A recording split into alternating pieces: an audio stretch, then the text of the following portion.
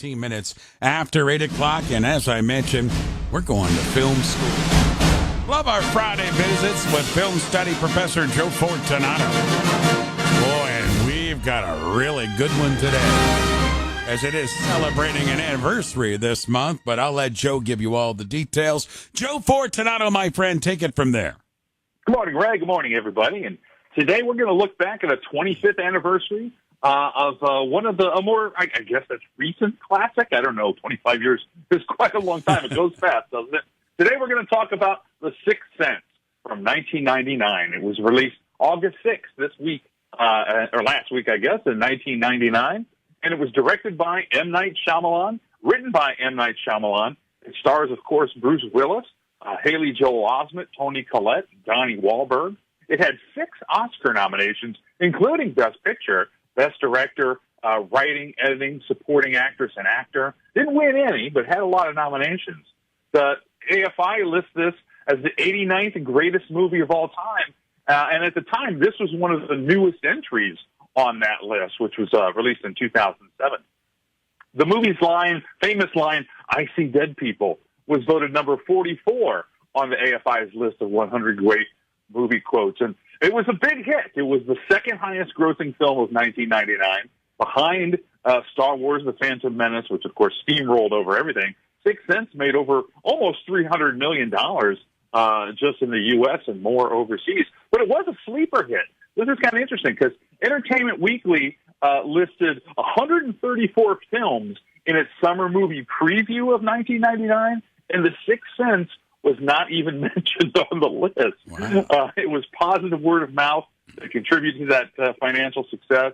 People went back a couple of times because of the surprise ending. And I guess I should probably say, I might have a few spoilers in this thing, and I don't want anybody to tune out, but be fair warned that there might be a few spoilers if you've never seen the movie. But again, I don't know what the statute of limitations are in a 25-year-old movie. Talking about its popularity, the movie was rented by 80 million people in 2000, and making it the year's top-rated rental as well. So it was very popular both in theaters and in the home market.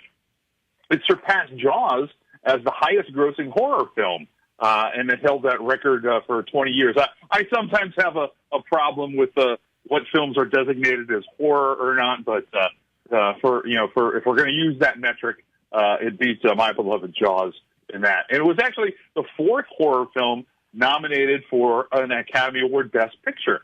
The Exorcist, Jaws, Silence of the Lambs, and of those 4, only Silence of the Lamb has won. So Silence of the Lamb movie we'll talk about another day, perhaps, is a well-regarded Oscar winner. The film established M. Night Shyamalan as a writer and director of note. Basically, this film introduced him to the world. And, now I don't want to, I'm not going to put him on the level of Hitchcock or something, but, he has been compared to the master of suspense, and people kind of know now that his genre, if you will, he has kind of his own genre, that what he's notable for is that surprise ending, and this one has that as well. He wrote the film with Bruce Willis in mind, so he was lucky to get that casting. Joe, you mentioned the ending about the spoiler thing, and I agree with you. It's 25 years old, so I don't know. But I will say this, in watching that movie originally, I'm watching and trying to figure this thing out the whole time, and then that last 20 minutes to me was just breathtaking as it all came together. And I remember walking out of the theater just feeling satisfied about how good the movie really was. Yeah, a lot of people love it. And again, I guess we're going to start veering into spoilers here, but throughout the movie, there are subtle hints. And this is why a lot of people went back and watched it a second time, even in theaters. There are subtle hints that Malcolm is not alive, Bruce Willis's character. And they can be found, the fact that he never moves any objects in the presence of others other than Cole, played by Haley Joel Osment. He doesn't interact with these people. He never opens a door or pull out a chair at a restaurant. He never responds to them. He never reaches for a check. All that kind of stuff. And, you don't think about that as you're watching, but it all adds up that he's just not physically there. He's dead. And so all of those things are laid out for you as you go. In fact, it's kind of funny. The soundtrack of the film, the release of the soundtrack, actually gives the movie ending away. The final song on the CD is titled "Malcolm is Dead," which is not really fair. And throughout the film, his wardrobe consists of only slight variations of the clothes he was wearing the night he died. So, if you are going to go back and watch it, now you can kind of look for those things laced throughout it, and see if you see that stuff. Yeah, I was going to say, Joe, when I went back and watched it again after knowing the ending, I even found the movie better because I was looking for all those hints and clues. I found it more intriguing the second time when I watched it than even the first.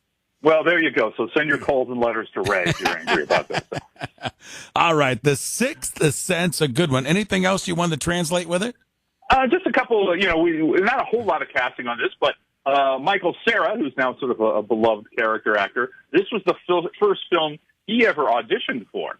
And one other little, I don't know what you call it, Easter egg of note, perhaps.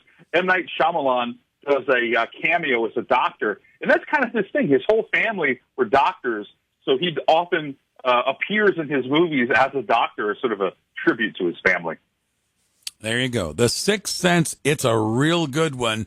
You better watch it. If you haven't watched it, though, make sure you give yourself some time and go slow with it. Joe, good stuff, my friend. It looks like it's going to be a good, comfortable weekend to take in some movies as well. This one, we maybe got back on some of those hit lists for some of those folks who haven't seen it in a while.